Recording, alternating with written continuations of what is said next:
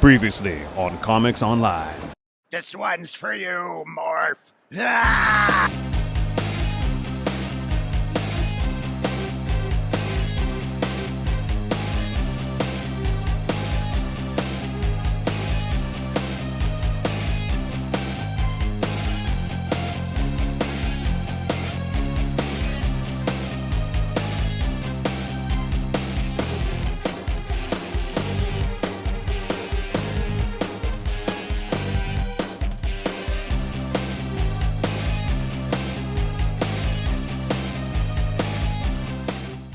Okay, we are officially recording. Isaac, thank you again. Yeah.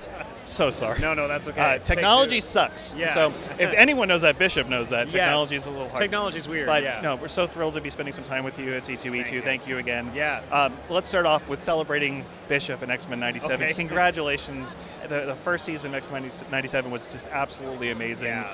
How did it feel getting to step in and play with this amazing cast of characters? Well, I would say the biggest part is coming and stepping in with the original cast, because like learning from them and getting the experience from them has been so cool as an actor, but also as a fan, because I grew up with these voices, and now to be in that is just, I'm just checking to make sure it's real, because I'm still not 100% sure that it's actually happening.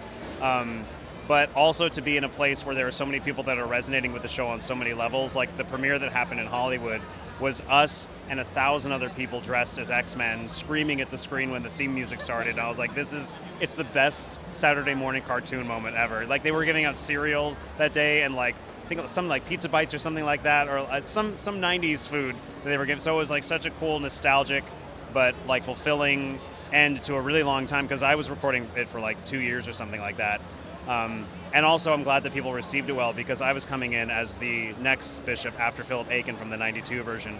And so doing that was really fulfilling, a little scary, but really gratifying, because it means something to me, and I've seen how much it means to other people.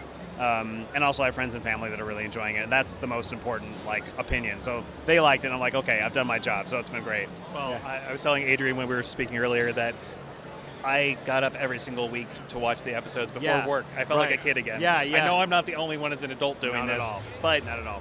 It's become an event again, which Yeah. I think is probably one of the greatest pieces of this, where Yes. unlike traditional media or more recent streaming releases where you get the entire season at once, having it be a weekly thing where fans could talk and debate and discuss, I think has helped to make this even more impactful. Yeah, well, I mean, that's what keeps the interest up, is people wanting to know what's going to happen next, and that's why I like the old format of week-to-week shows, because everybody does talk about it during the week and gets excited about it. And I went to events. There's this bar in Hollywood called Scum and Villainy Cantina, and they would have weekly showings of the show, and they would bring a bunch of us in during week to see it. And that felt like a gathering in a giant living room of nerds, just watching the show and enjoying it. But yeah, it helps. I don't know, once it can sit with you and you get to keep it for a little bit and have some discussion and have it sort of marinate for a while, I feel like it just makes the story that much more rich when you're watching it in that sequence versus all at once and then it's done. The anticipation helps a lot. Well, obviously, we're excited about season 2 and 3. Yeah. We're not going to talk about that at all. I'm not going to bring it up other than saying how excited we are. Yeah. Hopefully, it'll be sooner rather than later, is all I'm going to say. Yeah. But I would love to focus on your secret origin. Yeah. For Comics Online's 25th anniversary, we're talking about the secret origin of the people that work in the wonderful world of entertainment. Yeah. I would love to hear how you got started in entertainment and voice acting. Yes. So I started in voice acting because I love voices, and I started imitating characters when I was a kid. I started imitating my mom's voice, cartoons that I watched.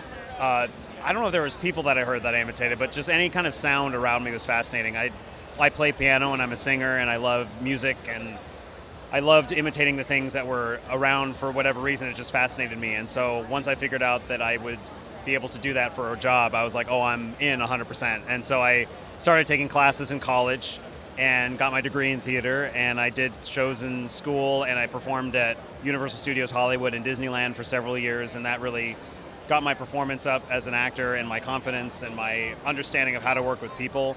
And then I started to connect with people on a voiceover level through the classes that I was taking outside of college. And my first real connection came with Walt Disney Imagineering, meeting the casting director there at a workshop I took while I was working at Disneyland, so that was great. And then I started to go from there, and eventually got an agent and started to audition forever and ever. You audition thousands of times, you never hear anything.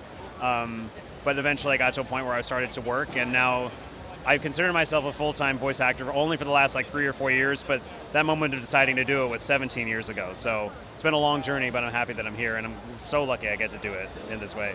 Well, congratulations. I mean, getting to join the X-Men cast is a big deal, Yeah. and you did it so well Thanks. for the season. Bishop, I think, is such an interesting character, and obviously, I wouldn't say even newer, but just he came further along in the X-Men's mythology. Yeah. It's interesting to see how his narrative is getting interwoven into these new stories. Yeah, it's cool, and I'm excited to see what happens just because I'm fascinated with him just from the acting perspective, because there's so much we don't know necessarily about who he is or what he's about or what he's gone through, and I hope at some point they explore more of that, just because I love how much depth there is to him as a character, and how much there's a lot of history to him, and I love that he has to jump around. He doesn't really have like a specific place that he belongs, and I identify with that. So I'm excited to see where he goes, and I love that he's being involved more and that things are happening. So yeah, it's been great. My last thing, he got his own title card this Yes, season. I couldn't believe was that. That was when I didn't know that was happening, and so when I saw that in the movie theater for the first time, because we watched it at the El Capitan in Hollywood, my friend Zoran was one of the people. He was sitting away from me in the front seat, but he expressed out loud what I was feeling, because when my title card came up, he was like, he's in the intro, like he's in the song, the opening. That was that's all I need, just to know that I'm part of the opening of the X-Men show. And we all also individually got to say previously on X-Men in our and some of our recording sessions. So I was like, I don't need to do anything else for the rest of my career. I got to say that. That's so cool. So yeah, it's so thrilling. I hope I get to like get a screenshot of it somewhere, because I'd love to put that up on my wall.